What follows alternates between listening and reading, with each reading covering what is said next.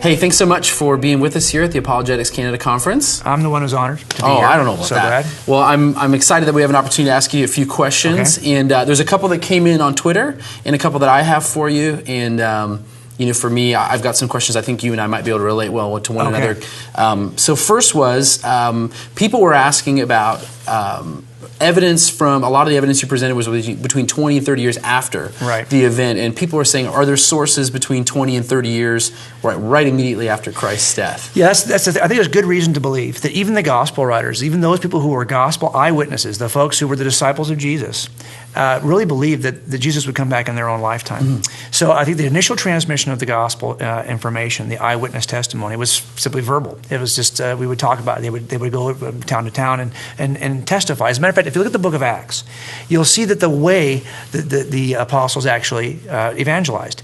We think, well, how should we go out and evangelize next weekend? And maybe we examine some of the techniques you see online, like the way of the master, or how did the apostles actually testify?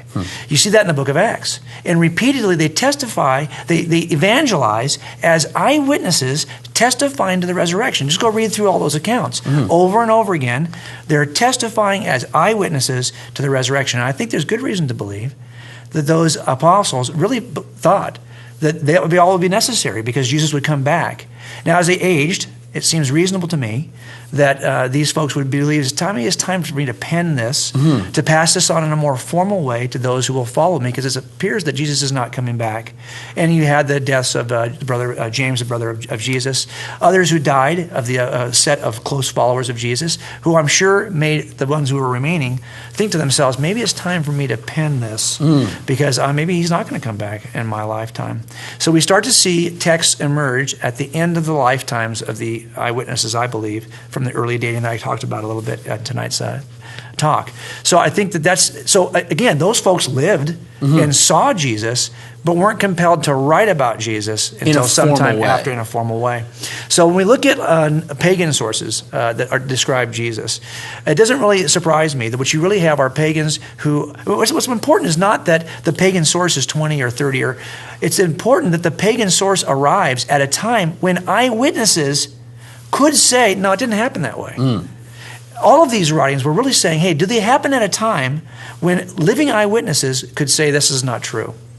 And if they were written after those eyewitnesses died, then I would be skeptical as well.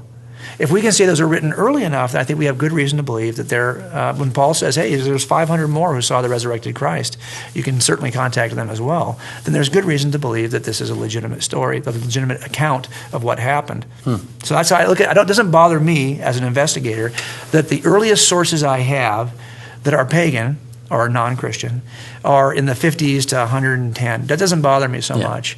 What would bother me more is if these occurred outside the life of living eyewitnesses. That's the key for me. Okay. Wow. Thank you so much. Another question was, you presented a lot of pagan sources that supported the New Testament and supported this. Are there other scholars and other writings and other kind of formal documents that speak of another viewpoint? Yeah, this is the power, I think, of the non-Christian sources. In every one of these non-Christian documents, and I tried to limit tonight to just those that are as early as possible. So when Thallus is quoted by Julius Africanus, I mean, people will say, well, you can't trust that. It's Julius Africanus. We don't have Thallus's original work. Well, even Julius Africanus is saying, hey, I don't think that Thallus has got it right. So it's not as though he's holding Thallus up as this guy that he says makes the case. He's kind of holding him up and saying, hey, this guy was wrong. But he's describing a document that appears very early in history. So what's interesting is all of these writers are not Christians. They're not supporting the Christian claims. They are denying the divinity of Christ. They're denying the resurrection. They are actually writing, but what's great about it is they back in unintentionally to a certain set of facts. In denying that Jesus is God, they do at least admit that Jesus lived. In denying that the resurrection occurred, they do at least admit that Jesus was crucified. So you get these facts into the record basically unintentionally. They aren't trying to support our case, but they end up supporting our case because they mention these things that happen to be true. Now let's talk about archaeology for a second. A lot of times you'll have people who will say, gosh, is there any archaeology that really runs against the claims of the New Testament? And you're starting to see every few years around Easter, somebody will produce a movie, write a book, produced a DVD that claims to have some piece of archaeological evidence that makes a case against Christ. And it's not that these things don't pop up. They always do. The issue is, are they persuasive evidentially? Do they hold up under scrutiny? What you really have, the biggest problem you have with the New Testament, it seems to me, is that there are silence in certain areas archaeologically. We don't have archaeology for every single thing that occurs in the New Testament. But what archaeology we do have supports our case. But it is limited. There's only so much you can do with archaeology.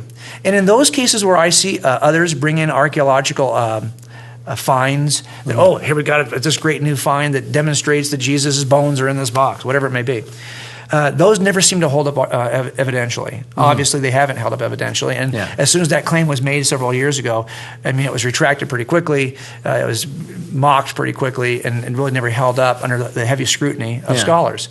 So I think that, yes, I would expect that those that don't believe what we say about Jesus would want to interpret every archaeological find they can against our claims. And that will happen. So I don't want Christians to be shaken by the fact they may occasionally get a claim pop up. Oh, look what we found over here. Let's take the time, take a deep breath, and examine the claim and see if it's reliable. See how good and persuasive the case actually is. I think in the end, the archaeological evidence is far more persuasive in support of the New Testament claims than it is against the New Testament claims. Great. Well, I'm going to shift gears here a bit. Okay. Being at the conference, there's a lot of pastors, a lot of vocational kind of Christians, but there was a lot of people that weren't. And you're one of the guys on the platform that has a 40-hour-a-week job that doesn't involve apologetics. That's right. So can you tell us a bit about your journey into going from someone who has a job and a calling and a clear calling on their life vocationally to someone that is now influencing the world of apologetics while also having a career? Right. Well, I wanted to say one thing to everyone who considers this, all of us who are working professionally in some other field. And we come to conferences like this and you sit and you listen to our heroes. JP is a hero of mine. Paul, all these guys are heroes. And I bet you that I'm so impressed with what Mary Jo's been able to do in a short career so far. So these are the heroes of apologetics that we get to listen to. And I'm like you, I sit in that audience and go, wow, this is really cool. Yeah. And at some point we have a tendency to say, well, if I could only jettison this life that I'm living now so I could become an apologist, that would be God's calling on my life. And it took me a lot of years to realize that I'm in God's calling on my life, in this profession He's given me. And what He wants me to do is to see this apologetics mission through the lens of the career that He's already given me. And it turns out, I think, that all of us, if you're an electrician, there's some aspect of your life that you can then use to analogize to make the case for Christ. There's some experience you've had that you can analogize for people, that you can reach people I can't reach. Yeah. And this is the case for all of us. So what I really want us to see is this is not an option for us. This calling on our lives is not an option to be an apologist. You can't say, well, gosh, that's for you, Jim, but I couldn't do it. Well, 1 Peter 3:15 does not give us that option. Peter's writing to all of us. And you might think, well, I don't have the gift of this or the gift of that, but we don't get a choice when it comes to, he doesn't say, hey, if you don't have the gift of apologetics, don't worry about it. Yeah. No, I want people to be passionate about what it is they're called to be. I think apologetics is an integral part of what it is we're called to be as Christians. Now, how do we do that when we're working 40 hours a week? You start small. I wanted to be the super Christian when I first became a Christian. I was 35. I spent an entire life pushing against God, angry about some things that happened in my childhood related to my mom and organized religion, having real problems, right? And when I finally got saved, I felt like I lost so much time. I wanted to ramp this up quickly. How do I go from 0 to 50? So I got saved. I started to volunteer. I joined a church staff at some point, and I started a seminary. That's not for everybody. But it was helpful to dig deeper into theological issues at the graduate level, right? And I did that, and it took 7 years to actually get that degree. Yeah. And during that time I was pastoring, I was volunteering. I was trying to get in the game. Do something. That's all I'm asking. Just do something. Now, it could be very small. Yeah. We started the website as a way to post the things we were teaching our youth group. These are just the messages. They're kind of not great. I mean, it's not the greatest. You're not going to get the greatest description of the cosmological argument at pleaseconvinceme.com. You're going to get the message that I delivered as a pastoral piece to a youth group.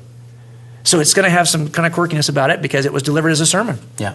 But I think it has its own merit, and everyone's got a different view of this and a different way of approaching it. That's what I'm trying to say. The way you would write it, you could say, well, you know what? People have already written about the cosmological argument. People have already written about the teleology. So what? Yeah. You haven't written about it. Yeah. And you got an ability to reach people that I can't reach. Yeah. So write about it. It's not going to hurt us to have one more article about these issues online. So start small. Okay. Start a blog. Podcasts are pretty easy to do. Yeah. I mean, we did our first one. It was, it was a portable microphone. I've done podcasts out of a car driving to work. Just do something, and you'll be amazed if you just steady the course, be faithful, retain your passion. The other thing, when you work with young people, I don't know about you, but I was older when I started, and I was already gray, and I had kids who were in the ministry, so I was already like a dad to a lot of the kids in my ministry, and I felt old. And I felt like, gosh, I really want to be young.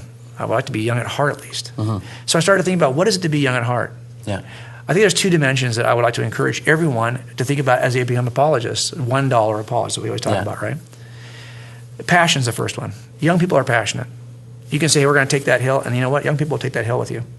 You can say, we're going to do this crazy mission trip. It's going to involve this and that and this and that. And if you're my age, you're going, I got to burn vacation time, and I just can't make it. I'm so sorry. But young people are like, hey, when do we go? Yeah.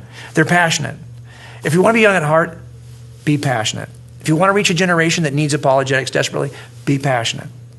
2 is be teachable. Because young people are teachable. As we get to be older, we're kind of set in our ways. You hear that expression, he's kind of set in his ways. I don't ever want to be set in my ways.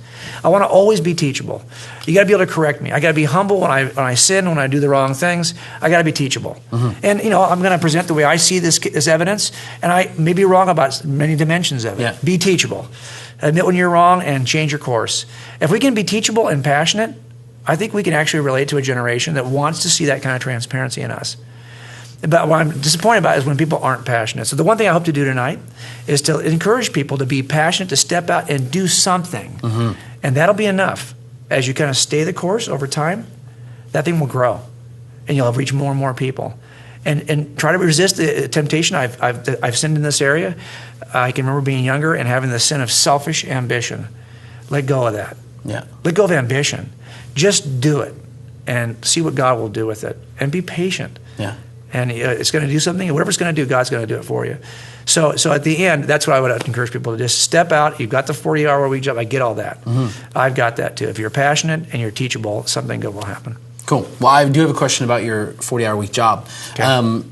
For a lot of people that are at this conference, they're older, they've been in their careers for a long time. Yeah. And when you start off and you're at the bottom of the totem pole, there's a bit more freedom to talk about your faith and talk about things at work, because everyone's kind of low, and then the higher you get up, the more that there's kind of leadership challenges and saying, I'm clearly a leader over that person, and they would have to listen to me no matter what I was talking about. So how do you incorporate being an apologist into having a career where you're an influential person and you have people working under you and working with you and incorporating Christ into your work life? Yeah, it's hard. I mean, it's really hard because I knew a lot of these folks when I wasn't a Christian.